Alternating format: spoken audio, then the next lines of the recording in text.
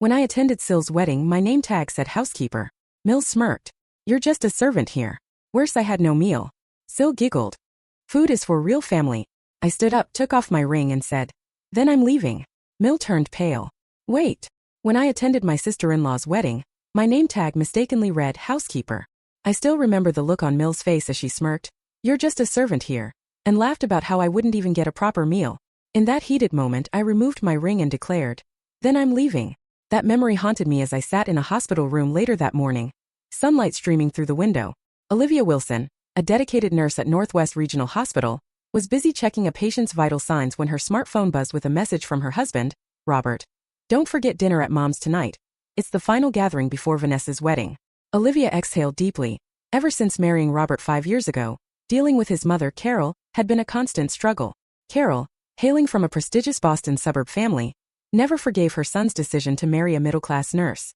Even as the COVID pandemic doubled Olivia's workload, Carol and Robert's sister, Vanessa, continued to belittle her work, and her lack of children only added to Carol's disapproval, as she constantly insisted on the responsibility of preserving the family line.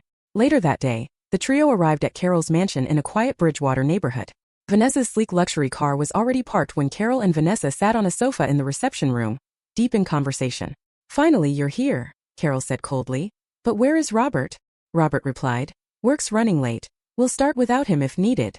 Vanessa, in the midst of preparing for her upcoming wedding to Michael Stanford, a high-ranking executive in real estate, explained as she reviewed the final guest list, you and Robert will have seats at the family table. Olivia offered, let me know if you need any help, but Vanessa dismissed her politely. No, the planners got it covered. The walls around them were adorned with family photos, though Olivia and Robert's wedding picture was small and almost hidden. Soon Robert arrived, kissed Olivia, and sat down as dinner time neared. The conversation shifted to the Stanford family's reputation and wealth when Carol suddenly interjected. Olivia, I need a bit more financial report this month. There are extra expenses for Vanessa's wedding. Ever since Robert's father passed away, Olivia and Robert had been sending monthly support to Carol, a contribution that maintained her lavish lifestyle. As they prepared to depart, Martha, the housekeeper, quietly approached Olivia. Mrs. Wilson, about tomorrow's wedding rehearsal. What time will the help arrive? Olivia blinked in confusion. Help? I'm a guest here. Martha lowered her eyes and mumbled an embarrassed apology. In the car, the weight of being treated like an outsider pressed down on Olivia. She wondered what kind of treatment awaited her at Vanessa's wedding, but for Robert's sake, she vowed to remain strong and dignified. Arriving at the luxury hotel, the Windsor, in the Boston suburbs under a clear blue sky, Olivia took a deep breath. Nervous yet determined, she reassured herself. Today is Vanessa's special day. Let's celebrate. In the mirror, she fixed her hair and adjusted her simple, elegant navy blue dress, hoping to avoid any criticism from Carol. Robert placed his hands on her shoulders with a supportive smile. Let's go, Mom will be furious if we're late. The hotel's parking lot was already crowded with upscale cars. As Robert parked, Olivia centered herself before joining him. Though her in-law situation was complicated, she hoped for a peaceful evening. Inside the grand lobby, they proceeded to the reception area, where white ribbons and fresh flowers decorated the desk. Several staff members greeted arriving guests warmly. When the receptionist handed out name tags, she said, Mr. Wilson, Miss Wilson, please wear these on your left chest. Olivia casually glanced at hers, and her smile froze in disbelief. It clearly read Olivia Wilson, housekeeper. Her voice trembled as she whispered, this can't be right. Robert, checking his own tag that read Robert Wilson, son of Carol Wilson, turned as a cold voice spoke from behind. Carol, dressed in a refined light purple outfit and wearing a self-satisfied smile, remarked, is there a problem, Olivia? You're only a servant in this family, aren't you? Those words struck Olivia like a knife, drawing curious and disapproving stares from the other guests. Her cheeks flushed and tears threatened, yet she fought to stay composed. What do you mean by that? Robert demanded, quickly grasping his mother's arm. I'll fix this immediately. But Olivia murmured quietly, no, Robert. Today is Vanessa's day. Let's not create a scene. Slipping the offending name tag into her pocket became a silent act of defiance. Though anger reddened Robert's face, he remained quiet as Olivia squeezed his hand for reassurance. Carol then spoke in a low tone, let's proceed to the ceremony hall. Michael's parents are waiting outside. With a graceful yet cold exit, Carol left the pair behind. Robert, frustrated, muttered, I'll talk to her now. But Olivia held him back. Not today, we can discuss it later. The ceremony unfolded beautifully. Vanessa, resplendent in a delicate white lace gown, radiated joy, and Michael's loving gaze confirmed their bond. Yet Olivia's heart grew heavy as she felt Carol's icy eyes tracking her every move. When the ceremony ended, guests migrated to a sumptuous ballroom where round tables bore name cards. Olivia and Robert were escorted to the family table, where a quiet exchange passed between them. "Are you all right?" Robert asked softly. "I'm trying," Olivia replied with a fragile smile. At the table sat Carol, Michael's parents James and Eleanor Stamford, and a few close relatives, while the newlyweds celebrated at a separate table. As congratulatory speeches filled the air, waiters began serving lavish appetizers. That's when Olivia noticed something odd. No food was placed at her seat. "Excuse me," she called a passing waiter. "Where is my meal?" The waiter apologized. "I'm sorry, these are the instructions I was given." Robert started to rise in anger when suddenly Vanessa beckoned him over to the groom's table, leaving Olivia isolated, trembling with both humiliation and rage. Before long, Vanessa appeared at Olivia's side with a sly, almost cruel smile. In a hushed tone, Vanessa whispered, "Meals are reserved for real family. People like you aren't counted." That was the final straw. Years of subtle insults, blatant harassment, and icy stares converged in that moment. Slowly, Olivia stood and set her napkin on the table. The room fell silent as every eye turned toward her. "If this is how I'm valued, then I have no place here," she said, her voice soft yet resolute. Without waiting for Carol to retort, Olivia removed her wedding ring, letting it clink softly on the marble table. "If I'm not seen as part of this family, I'm leaving." A hush swept over the room. Robert rushed from Vanessa's table calling after her, "Wait!" and Carol's desperate plea rang out. "It was just a joke, please come back." But Olivia, head held high and steps steady, strode toward the exit with quiet dignity. As she paused briefly at the door, she caught a final glimpse of Carol's face draining of color, Vanessa standing dumbfounded, and a look of seething anger on Eleanor Stamford's face. Outside, in the cool air, Olivia's heart ached from the hurt, yet she felt a liberating relief as if a long-held burden had been lifted. Just as she reached for her phone to call a taxi, she sensed someone approaching. Turning around, she found Eleanor, Michael's mother, gently grasping her arm. "What happened is unforgivable," Eleanor said firmly. "Carol and Vanessa's treatment is unacceptable." Olivia managed a tearful smile. "Thank you, Eleanor, but I can't stay here any longer. I'm going home." Eleanor nodded. "Know that you acted with true strength and dignity today." For the first time in a long while, Olivia's smile was genuine. She hailed a taxi and left the hotel behind. Back at the venue, tension still simmered. Robert returned from Vanessa's table, discovering Olivia's abandoned wedding ring on the table. "What happened? Where's Olivia?" he demanded urgently. Carol tried to smooth over the situation with a strained smile. "It was just a misunderstanding, she'll be back soon." However, Eleanor's cold voice cut through. "It wasn't a misunderstanding. I witnessed everything you and Vanessa did to her." Robert's eyes darkened with fury as he picked up Olivia's discarded name tag and read it over and over. "What have you done? Why wasn't she served a meal?" Michael, now standing beside Vanessa, began to grasp the gravity of the situation. "Vanessa, what is going on?" Vanessa flushed and fumbled with excuses. "It was only a joke. I didn't think she'd take it so seriously." Michael's disbelief was palpable. Calling someone a housekeeper and denying them food isn't a joke. It's dehumanizing. As murmurs spread among the guests, Michael's father stood and fixed Carol with a stern look. "This behavior is unacceptable. We pride ourselves on family bonds and respect, and we cannot stand by such inhumanity." Eleanor joined her husband, nodding in agreement. "Our blessing for this union is on hold. We cannot continue with a celebration tainted by such cruelty." The silence that followed was heavy, a testament to the unraveling of a family built on superficial ties rather than genuine love and respect. Under these circumstances, Vanessa's face went pale. "But it was my special day." Michael took his fiancée's hand and with a stern look said, "Vanessa, if this is really who you are, we need to seriously reconsider our marriage." Meanwhile, Robert wasn't paying attention anymore. He clutched his name tag and declared, "I'm going to find Olivia." Outside the venue, hotel staff were already calling a taxi for Olivia. Robert dashed to the parking lot, jumped into his car, gripped the steering wheel desperately, and hurried home, silently apologizing over and over. When Olivia arrived, she paused at the door. This house, once a symbol of her love with Robert, now filled her with doubt. She unlocked the door, stepped inside the empty home, sank onto the sofa and quietly began to cry. About 20 minutes later, she heard the front door open. Robert came in out of breath, his voice mixing deep sadness with concern as he called her name. Olivia looked up, tears streaming down her face at the sight of her husband. He sat beside her and held her tightly. "Mother and Vanessa's actions are unforgivable," he whispered. "You are the most important person in my life. I'm sorry for what they did." Feeling small in his embrace, Olivia asked, "Why do I always feel like an outsider? Even after 5 years together?" "You are not an outsider," Robert said softly, cradling her face. "You are my family, my everything. I don't share their values." They held each other for a long time as the sun began to set, casting a warm light into the room. Finally, Olivia whispered, "What do we do now?" With a determined expression, Robert replied, "First, I'm cutting off financial support to my mother immediately. I'm not obligated to fund her luxurious lifestyle any longer." Olivia looked at him in surprise. "Really? But Carol is your mother. Shouldn't she face some consequences?" "Exactly," he said firmly. "She still has enough assets, but she won't be able to keep up that mansion and her social life." Olivia nodded slowly. Though her wounded heart still ached, his resolve gave her strength. "What about our relationship with them?"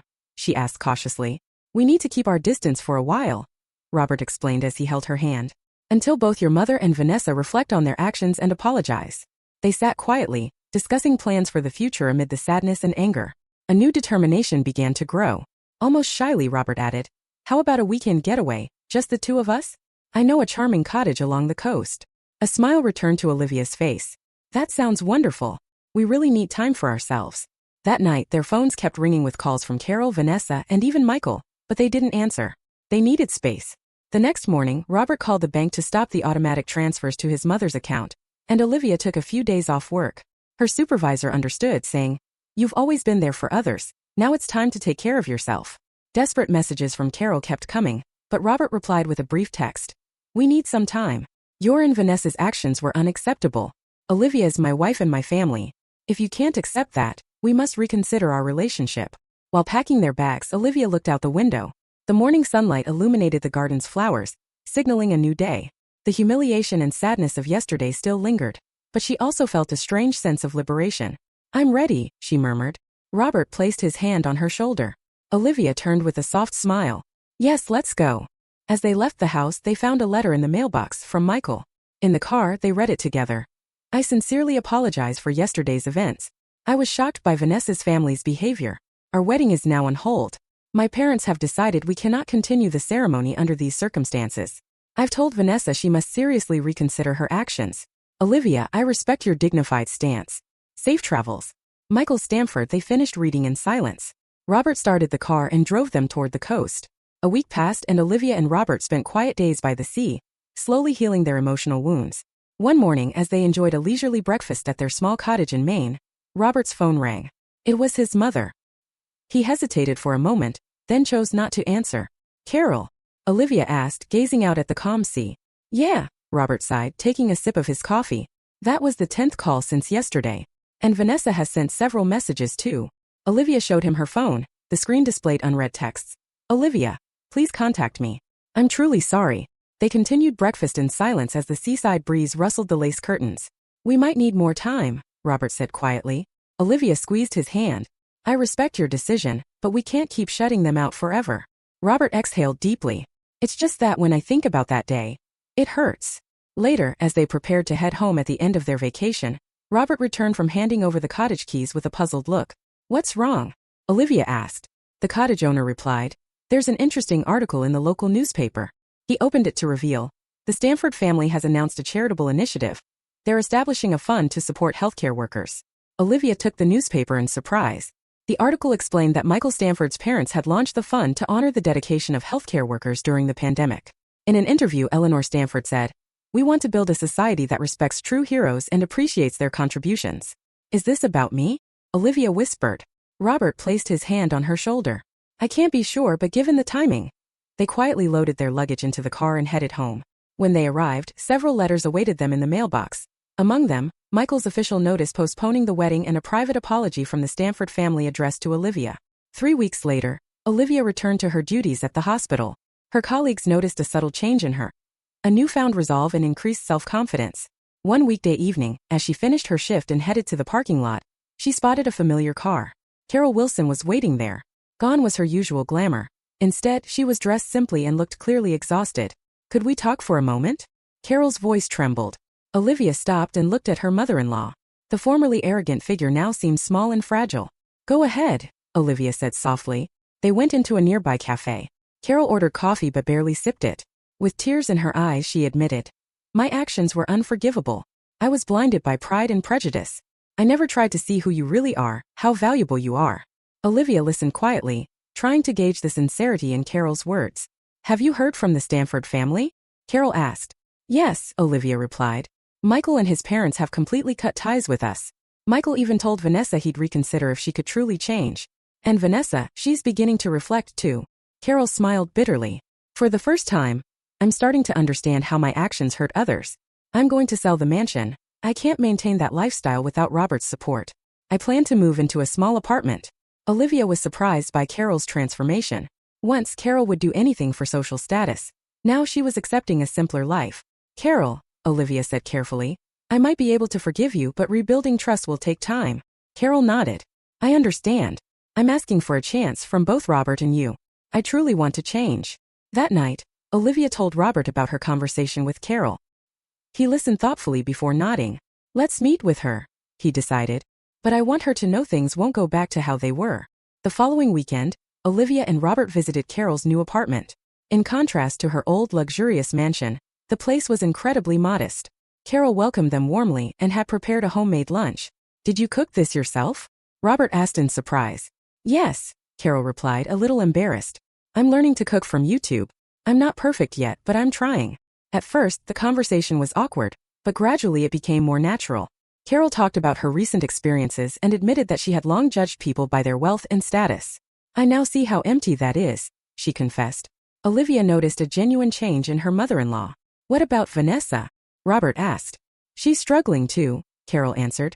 Michael has given her time, and she's starting to understand that she must truly change before things can get better. Before leaving, Carol handed Olivia a small box and said quietly, "Open it." Inside was a beautiful silver bracelet engraved with the words, "Family is bound by love, not blood. I still have much to learn. I want you to know that you are my family," Carol said softly. From that day on, the relationship began to improve. Robert resumed limited financial support for Carol, just enough for the essentials, not the unconditional aid of before. Carol embraced a simpler lifestyle. A month later, Vanessa reached out to apologize in person. Without her old arrogance, she said sincerely, "I will regret that day for the rest of my life. I've realized my own shallowness. I'm not asking for forgiveness. I just want to change." Olivia smiled gently. People can change. As autumn deepened, all the family members agreed to counseling to work on building healthier relationships. The first session was tense, but it was necessary. One evening, Olivia and Robert sat on their porch watching the sunset as golden leaves danced in the breeze. "I never imagined that such a humiliating day could bring about so much change," Olivia said, resting her head on Robert's shoulder. Robert embraced her. "It's because you stood up for yourself. Your courage changed everything." They sat in silence watching the sunset. Though the future was uncertain, they knew they had taken a definite step forward. A year later, a small barbecue party was held in Olivia and Robert's backyard. As Olivia put the final touches on the garden table decorations, she placed her hand on her slightly swollen belly. She was 6 months pregnant, and they eagerly awaited their first child. "Don't carry heavy things," Carol called out worriedly, grabbing the fruit platter from her hands. "Leave it to me." Carol had changed remarkably over the past year. Now living in a modest apartment and volunteering 2 days a week at the hospital, she spent time listening to patients and caring for others. "Thank you, Carol," Olivia said with a smile. Their relationship wasn't completely healed, but it was now built on mutual respect. Vanessa and Michael had married in a small ceremony 6 months earlier.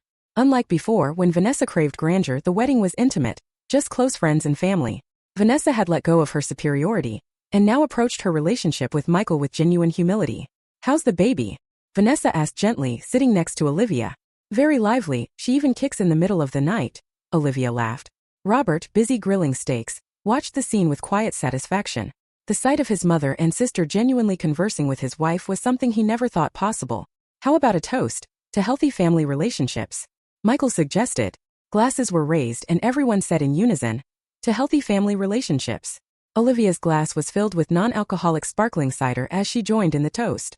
After the meal, Carol handed Olivia a small gift, a hand-knitted baby blanket. "I made it myself," Carol said shyly. "It might not be perfect, but I put my heart into it." Touched, Olivia hugged her mother-in-law. "It's beautiful. Thank you." As dusk settled and soft light enveloped the garden, Robert sat next to Olivia and put his arm around her shoulders.